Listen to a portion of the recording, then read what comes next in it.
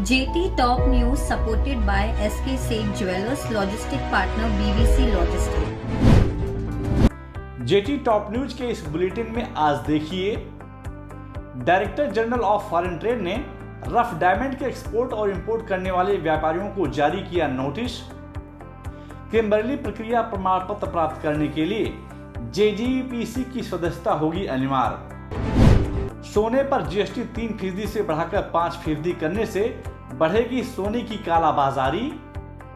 सोने पर 5% GST से बचने के लिए ग्राहक खरीदारी का अपना सकते हैं दूसरा रूट। ज्वेलरी शोरूम में इस बार बढ़ी हैंडमेड ज्वेलरी की मांग।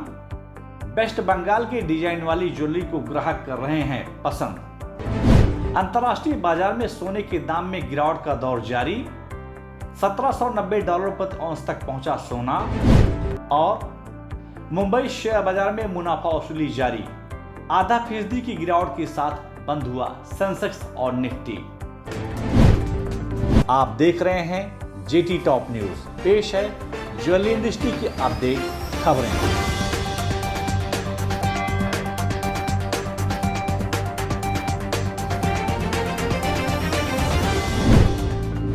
Director general of foreign trade ने रफ डायमंड के लिए एक्सपोर्ट और इंपोर्ट करने वाले व्यापारियों को एक नोटिस जारी किया है। 23 नवंबर को जारी इस नोटिस में कहा गया है कि केंद्र सरकार ने भारत के कच्चे हीरे के आयात निर्यात के लिए किम्बर्ली प्रक्रिया प्रमाण पत्र प्राप्त करने के लिए JMI jewellery export promotion council की सदस्यता को अनिवार्य कर दिया गया है।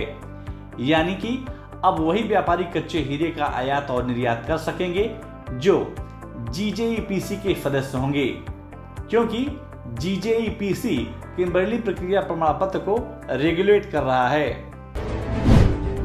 आगामी 27 नवंबर को आयोजित होने वाली GST फिटमेंट कमेटी की बैठक में यह प्रस्ताव रखा गया है कि सोने पर GST रेट को 3% से बढ़ाकर 5% तक कर दिया जा सकता है।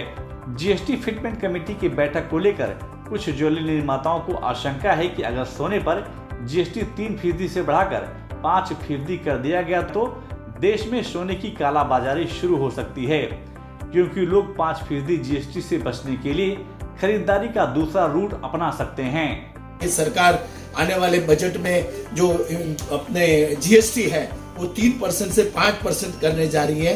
तो अगर सरकार करने जाती है तो इसमें कहीं ना कहीं जाके सरकार का एक बहुत बड़ा नुकसान हो सकता है। और लोग जो इस समय व्यवस्थित 1% जो वैट था उससे चलकर अपना माइंड जो सेट सरकार लोगों ने 3% किया है। और आज हाईएस्ट रिकॉर्ड ब्रेक GST जो मुंबई से जा रहा है या उस बिजनेस के बड़े बड़े मेट्रो सिटी से जा रहा है, वो जेम एंड ज्वेलरी इंडस्ट्री से जा रहा है, वो हो सकता है कि उसमें कालाबाजारी बढ़ जावे या उसमें से एकदम फॉल आ सकता है। देश के लगभग सभी ज्वेलरी शोरूम में इस बार ग्राहक हैंडमेड ज्वेलरी को ज्यादा पसंद कर रहे हैं। यही वजह है कि पिछले 1 माह से ज्वेलरी कारीगरों के ऊपर काम का जबरदस्त प्रेशर देखा जा रहा है।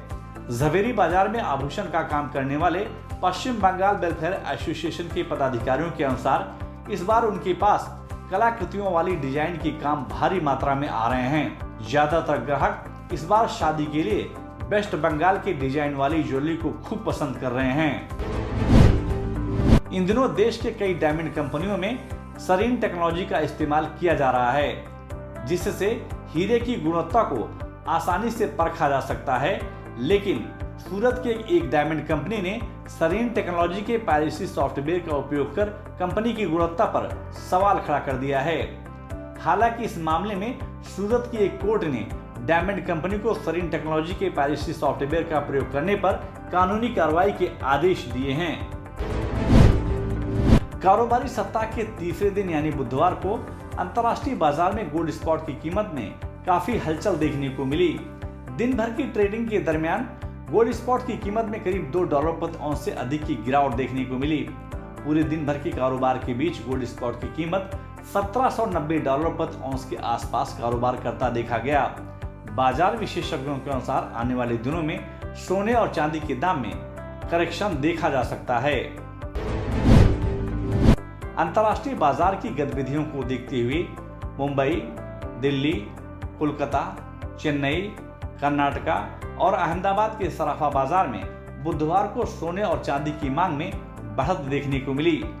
स्थानीय बाजार में सोने और चांदी के दामों में उतार चढ़ाव के बीच मुंबई सराफा बाजार में शुद्ध सोने के दाम 23 रुपए प्रति 10 ग्राम की बढ़त के साथ 47,457 रुपए के स्तर पर कारोबार करता दिखा, जबकि शुद्ध चांदी 273 रुपए प्रति किलो की बढ़त के साथ 62,782 रुपए के स्तर पर कारोबार करता हुआ दिखाई दिया।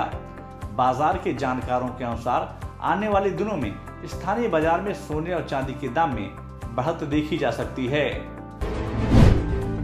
कारोबारी सप्ताह के तीसरे दिन यानी बुधवार को मुंबई शेयर बाजार की शुरुआत करीब 200 अंकों की बढ़त से हुई। सुबह मुंबई शेयर बाजार खुलते ही घरेलू और विदेशी संस्थागत निवेशकों ने बाजार में खरीदारी करनी शुरू कर दी, जिसके चलते सेंसेक्स और निफ्टी में एक बार बढ़त देखने को मिली।